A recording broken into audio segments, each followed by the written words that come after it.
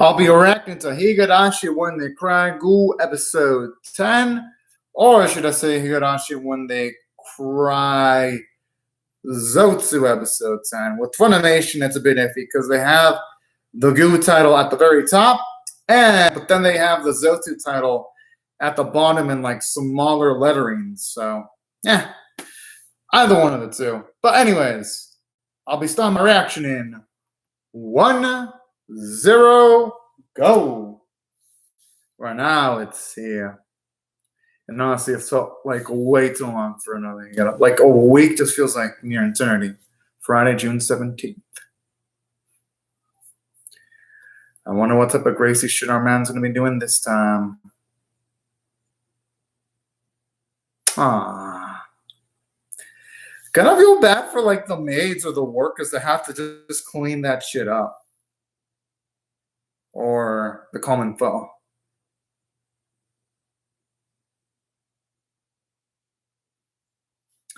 You know, after witnessing that, I'm not going to blame Teppy for having any major reactions at all. Ugh.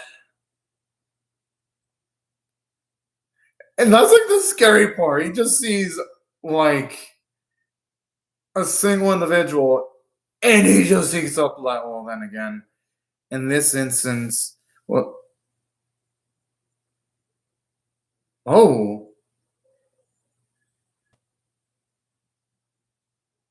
Wow. You know, no one would have actually blamed, most people wouldn't have blamed him for lashing out against the two older folk, only because in that type of instant, I wonder what's with that crack. Because in that instant, anyone in that spot would blame the closest suspect for the trouble that befalls upon him. So some people wouldn't have necessarily blamed Teppy, would have gone through that emotional outburst. And I love how there it shows his maturity and actually showing self-restraint there.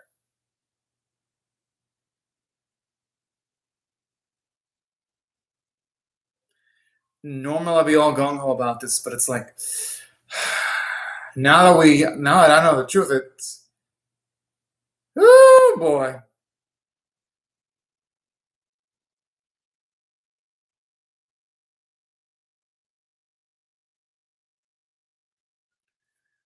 Only they all. There's no way they're gonna know though. That's the unfortunate thing.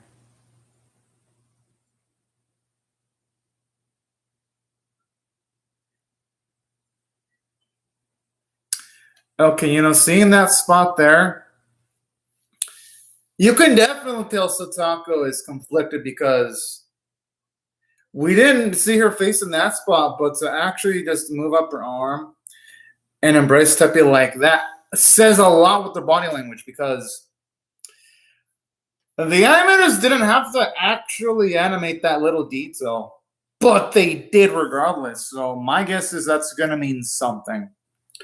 Now, I haven't seen the episode yet because I just barely, in case y'all wondering why I was like today, it was because I had to like an exchange because the new equipment I had, like the microphone and sound quality were working, but I had to actually get a replacement because it was a bit slower than I wanted to. So I'm pretty much essentially using the equipment again. But that's the point. Yeah, that's what I was like, just getting some equipment replaced. But I gotta say, extra thick. I'll see the Tonikawa OVA when I get a chance, which is probably not anytime soon because it's Tonikawa. It doesn't even seem like it has a season 2 listed, so my priority on reacting to that is low. Now, here's the thing, extra thick. If someone would have told me the day it came out, because I saw it came out Tuesday, I would have reacted to it for sure. Because Tuesday, it was a day where I actually hadn't, like, it was a clear day, and I only reacted to Hibisaki. I would have done Tonikawa, so that's also why, too. It came out on Tuesday. When you told me it was a Wednesday, so that's why I was like, I'm not going to react to it anytime soon now because it wasn't a Tuesday. So that's why the reaction is going to take longer. If I had known it ahead of time, like it was going to come out on Tuesday, then I would have done it that specific date for sure, extra thick. Because you know me, if I don't do something on the main day, then I'll do it eventually. but it'll probably be like weeks later. If I get told like the day it releases, then there's a higher chance I'll do it on that specific day. When I do, that's how I do my reactions anyway. But I have to be informed of the day though, not like 2 or 3 days or 1 day or later.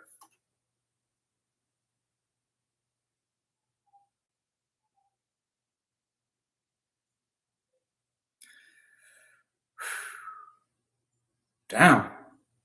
But I actually do like how, on this specific scene though, showing you how detailed it actually went. I just wonder what's going to upset the apple cart here, because at least in this instance, looking at Satoku's perspective at this point, it seemed like the miracle that Rika was going for had a high likelihood of happening, considering Satoku looked dang conflicted. So I wonder what's going to actually, no, I could imagine it. Considering the serum was already injected in the officer, even if Satoku has any regrets, I wouldn't be surprised if when we get to see the end of this arc, we see Satoku's perspective and we see having regrets, but it's already too late. That's going to be my guess as to how this arc might go down.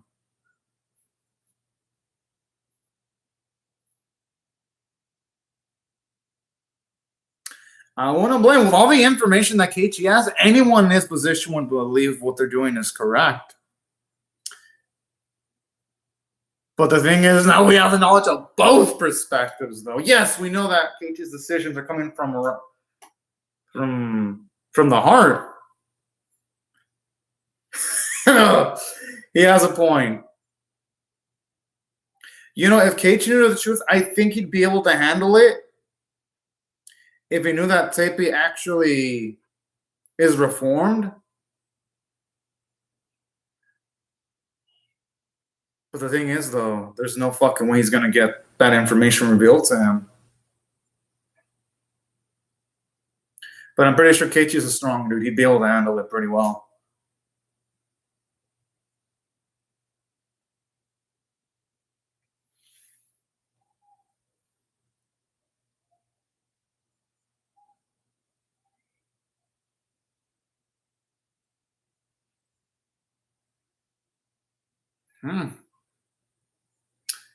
That's that's provided he can actually survive into an older age, though. That's the thing. Because I understand they're talking about futures and all that kind of just, but this is Higurashi we're talking about. It's really damn rare to be seeing anyone in this series have a prosperous future.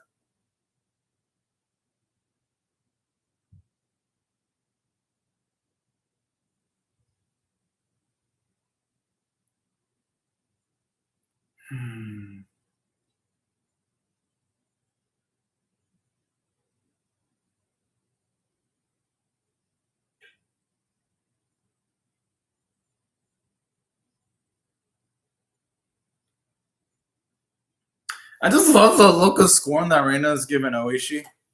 And pretty much the look of scorn she's giving to everyone else in this specific moment.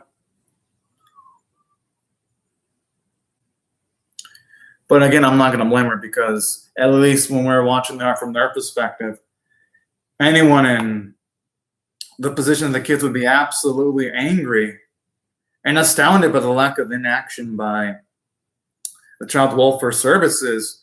Well, now we know that they're actually in the right. And now looking at it from this perspective, it's just going to be like, damn, those workers.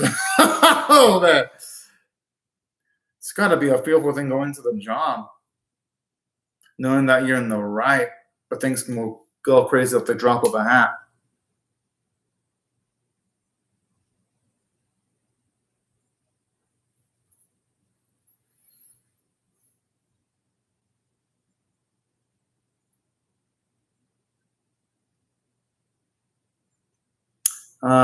These two, man. If only they knew things were going to escalate.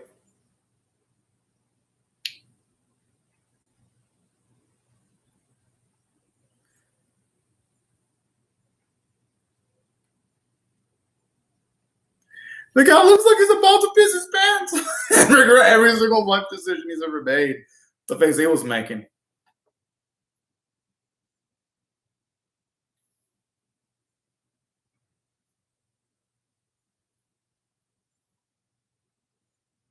It actually does look pretty good.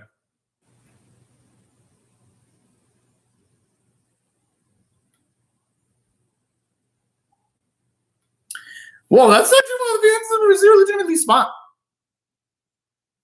Oh snap! I wonder. Okay, that crack has to symbolize something. Now, Uwa did mention something about witch. Well, something about a witch. So it's like it makes me wonder if maybe Satako's gonna have some kind of like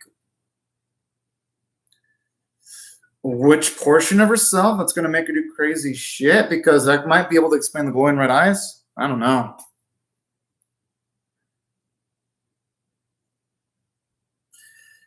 I mean, that could be it, because I don't think they'd be having that crack there for no reason, and then the glowing red eyes.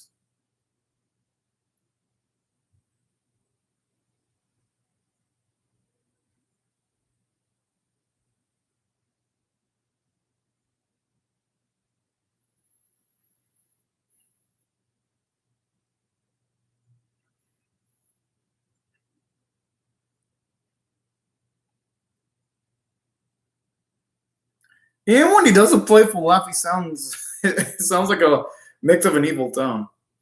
Well, I wouldn't say. Well, I could say more of a cocky tone.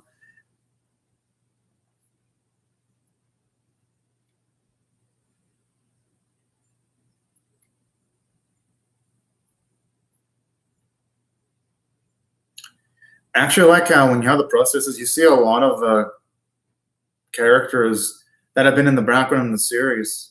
I actually like little touches like that.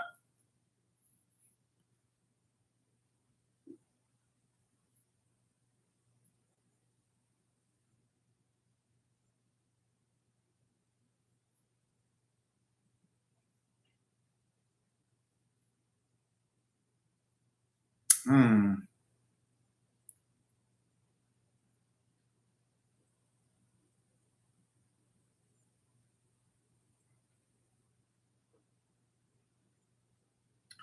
Okay, that has some process to even be deceiving full-grown freaking adults. And I actually like this too. So now when it comes to Zatako, she's mastered the other line where she can pretty much just fool almost anyone. Because I'd venture to guess someone from the child welfare services has likely has seen a variety of people, a variety of children, to the point where they'd be able to predict well, not predict, but be able to analyze just like the minor emotional tendencies, be able to see through whether someone's lying or not.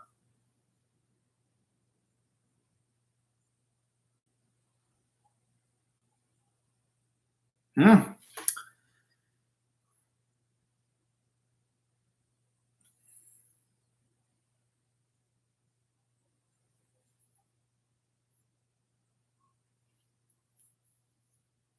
Unique would be the understatement.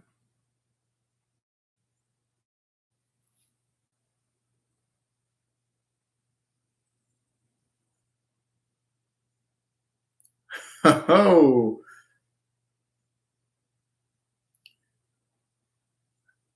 I mean, if someone with a smile like that, I wouldn't even completely trust them. He has like a devilish smile there. This dude. No, seriously. Oh, he looks like a man who's about to rob candy from a freaking child with that smile he'd be making. The only thing that would have made it more menacing is if that scene would have been set in like a place with poor lighting to make the evilness just much more prominent looking.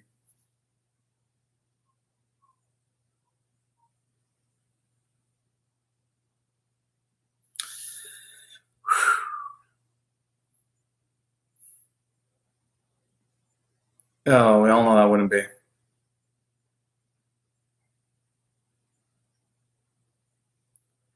Oh, I will learn to never trust those words in this freaking series. Oh, yeah, shit. Satako looks like the life's been drained out of her. Like the moment Oishi motion his arm at the back of his neck area.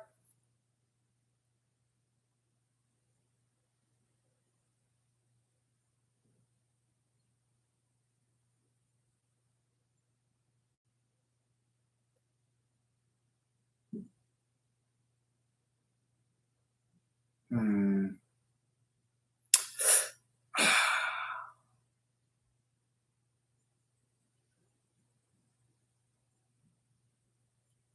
Damn, she is still. Oh, so she ripped the tea.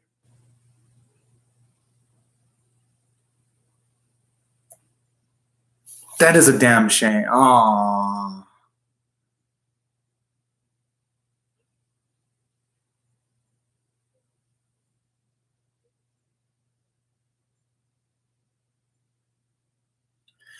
Rika, she just jinxed herself in saying those words that she'll be free. Because it feels like every single time she's. Yeah, it feels like every single time she thinks she's close to getting happiness, it just is immediately snatched away from her.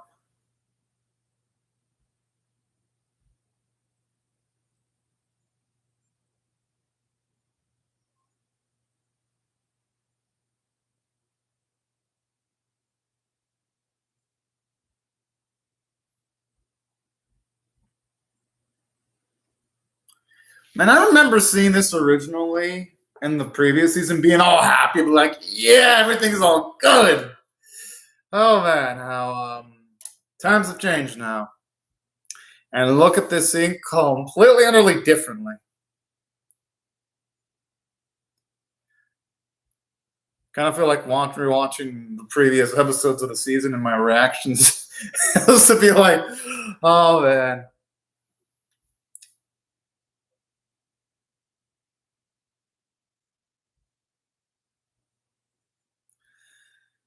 I wonder why she got that smile.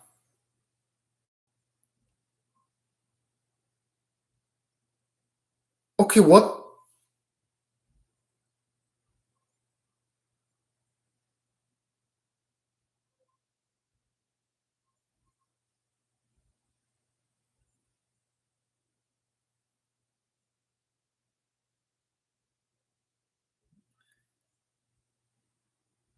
Aww. And it's a shame because he was doing his best to care for Satako, finally reforming himself.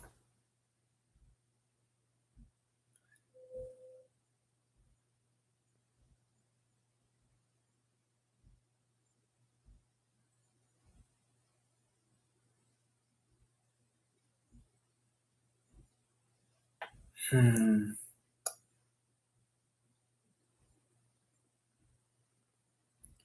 Oh, oh, what the fuck?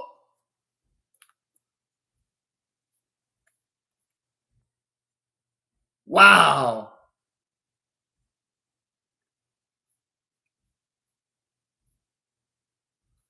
Whoa, what the fuck? Yo, that is wild.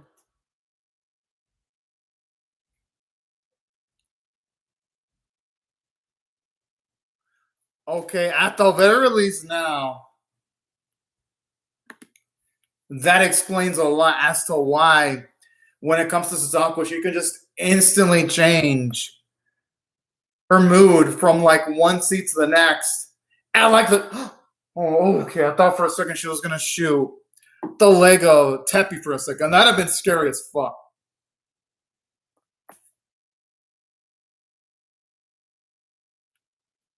Well, is she also distorting reality? Or is it just the perspective of Sasako being warped and that's where we're seeing all this shattering?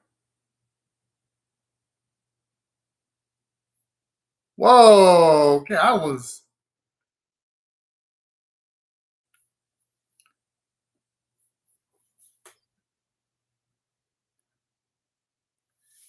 Yes! Alright. But then again, I can't celebrate because that means that Satako, the good in her, is gonna actually lose this struggle.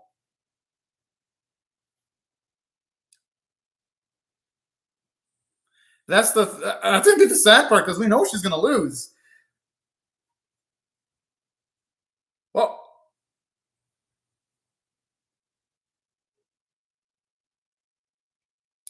No, more like that's a completely warped version of Sataka.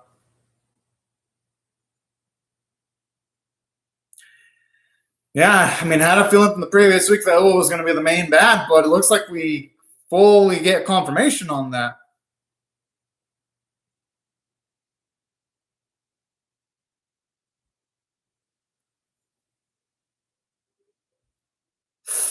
Ooh.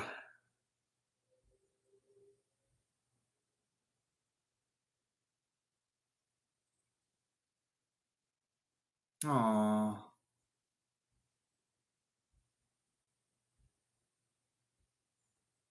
I think where she went wrong is not learning to let go. That's where Sataka went wrong. Or just not putting enough effort when it comes to her studies. She would have just taken Rika's invitation to study with her. Things would have probably ended up fine. That's where it started to go wrong.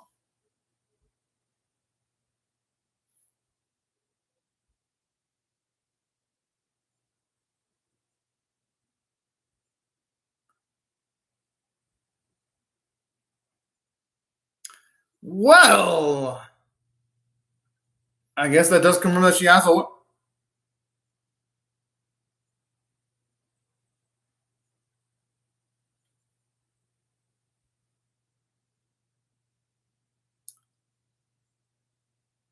I mean, the thing is, though,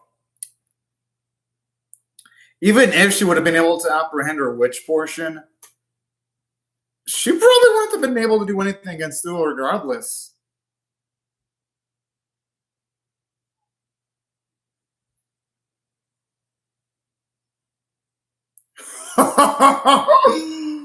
Oh, so she's that kind of petty. Because whenever someone holds it against you by the things you, like the slight things you say, that ain't a fucking good sign, especially when they start getting into a higher position of power there.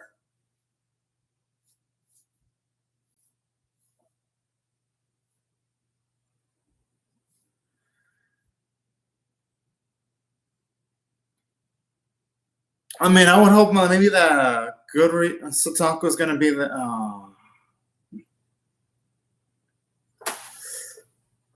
Oh my. I'm even going to hold some hope that maybe that. Fuck!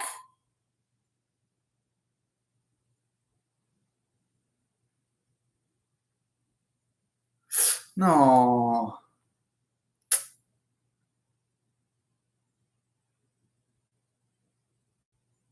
You know, this tape, he did not deserve to go out that way. He didn't.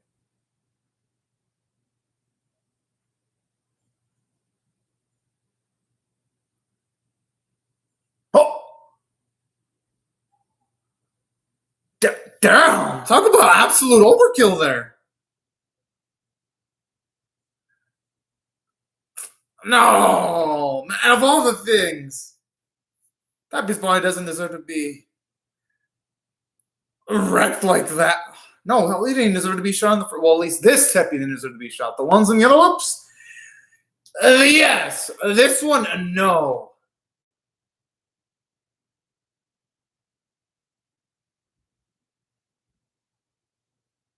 Okay, now it's definitely giving me them horror vibes that I haven't felt in the series for quite a while.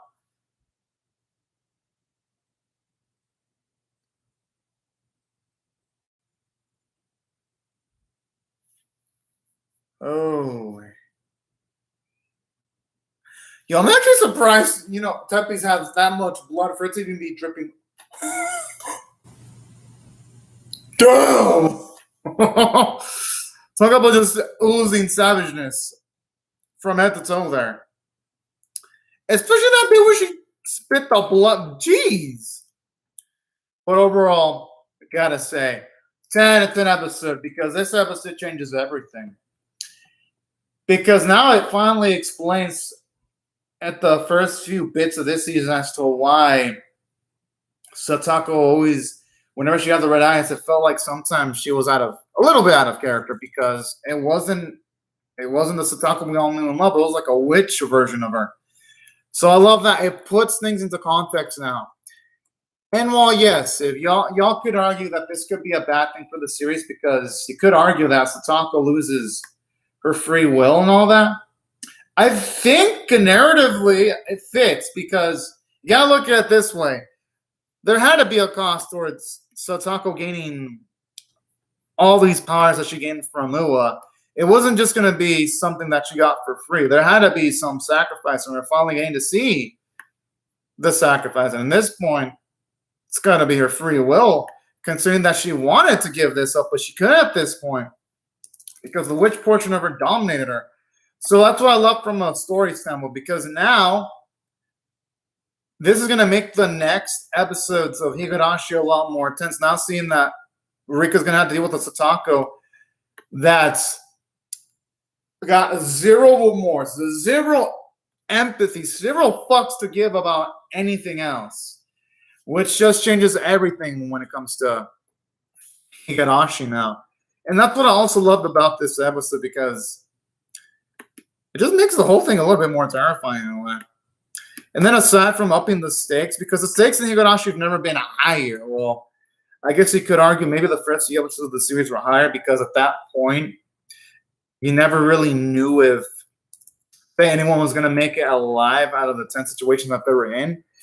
The stakes are still high, just looking at the fact that now they're dealing with, well, Rika's going to have to deal with someone that can loop just like her. That's absolutely insane.